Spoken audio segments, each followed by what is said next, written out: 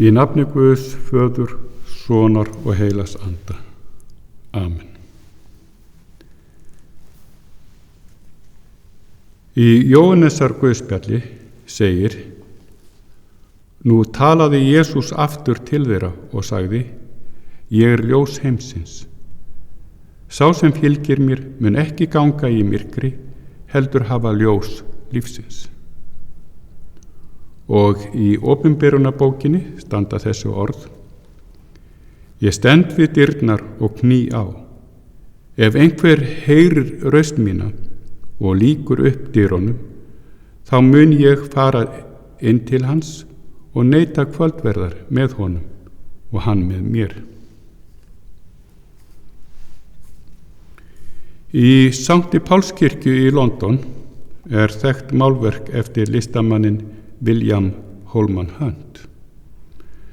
Verkið heitir Ljós heimsins. Þar sést Kristur standa við háar luktardyr en illgresið vex allt kring.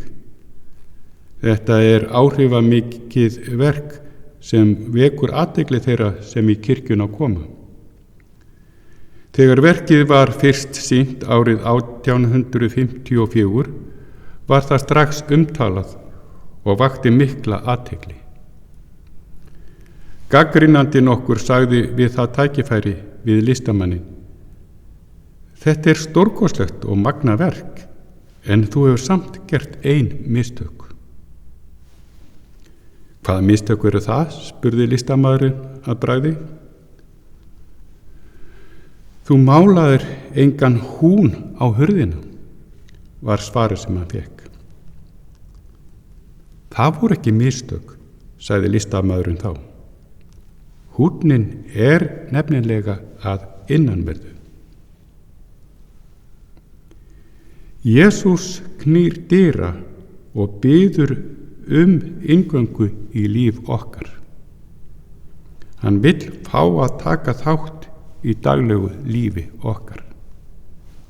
Hann vill vísa okkur veginn, hjálpa okkur og veita okkur uppörvun og huggun. Við skulum biðja. Góði Guð, gef að við opnum eyru okkar fyrir orði þínu á þessum degi. Gef að við opnum augu okkar og sjáum þig í öllum þeim fjölmörgu myndum sem þú birtist okkur. Gef að við opnum hjörtu okkar fyrir boðskap þínum, svo að við megum þjóna þér í kærleika. Þess biðjum við í Jesú nafni. Faðir vor, þú sem ert á himnum, helgist þitt nafn, tilkomi þitt ríki, verði þinn vilji svo á jörðu sem á himni. Gef oss í dag vor daglegt brauð og fyrirgef oss vora skuldir, svo sem við og fyrirgefum vorum skuldunautum.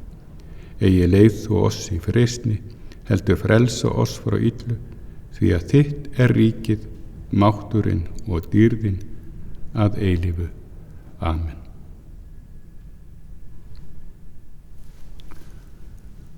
Guð gefi okkur öllum góðan dag.